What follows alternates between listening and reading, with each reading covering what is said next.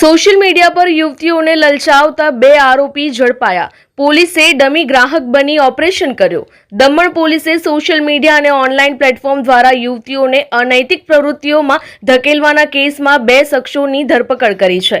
પોલીસને બાતમીદારો પાસેથી મળતી માહિતી અનુસાર કેટલાક શખ્સો વાપી અને આસપાસની યુવતીઓનો સોશિયલ મીડિયા પર સંપર્ક કરી તેમને દમણમાં અનૈતિક પ્રવૃત્તિઓ માટે લલચાવી રહ્યા છે. દમણ પોલીસે કોસ્ટલ પોલીસ સ્ટેશનમાં અનૈતિક માનવ વાણિજ્ય અધિનિયમ 1956 હેઠળ ગુનો નોંધ્યો હતો. પોલીસે વિશેષ ટીમની રચના કરી એક હોટલમાં રૂમ બુક કરી ડમી ગ્રાહક દ્વારા ઓપરેશન હાથ ધર્યું. આરોપીઓ કારમાં એક યુવતી સાથે હોટલ પહોંચ્યા હતા.